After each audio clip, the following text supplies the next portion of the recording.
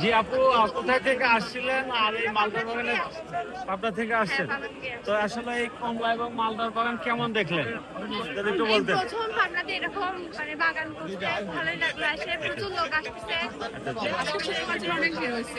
হ্যাঁ হ্যাঁ, আসলে আসলে ইতিপূর্বে তো আমরা দেখে আসছি যে এই ফলগুলো বাইরে বাইরে কোনো রাষ্ট্র থেকে আসে, কিন্তু আসলে তো আমার পাবনার মাটিতে এরকম ফল হবে আসলে তো আমরা ভাবতে পারি, তাই না? আর দেখে তো অনেক খুশি নাকি, আলহামদুলিল্লাহ। আর তারপরে তো অনেক শুধু, দূর থেকেও লোক আসতেছে দেখতে। হ্যাঁ এখানে শুধু পাবনা, বাইরে থেকেও আসতেছে। হ্যাঁ পাবনা বাইরে থেকে আছে, শুধু পাবনা না, আপনার নাটোর, রাজশাহী, বিভিন্ন সিরাজগঞ্জ, বিভিন্ন জায়গা থেকে কিন্তু এখানে অনেক ক্রেতারা আসতেছে। তো এখানে আরো আরেকটা সুবিধা থাকতেছে, যেহেতু আমরা ফল দেখে বাইরে কিনে নিয়ে নিজের হাতে পেরে তারপরে কিনে নিয়ে যাচ্ছে সবাই। তারপরে আর একটা জিনিস তো ফরমালিন না এগুলো, না কি মনে হয়? এখন কথা বলতে পারছি না, কোথায় নাই, হ্যাঁ সম্ভব নাই সরকার। এটা তো গাছের থেকে আমরা যেহেতু তো, গাছ থেকে পেরে নিতে পারছি হ্যাঁ আমরা। এটা তো ফরমালিন থাকার কথা না, তাই না? গাছ থেকে নিয়ে আমরা প্রথম এরকম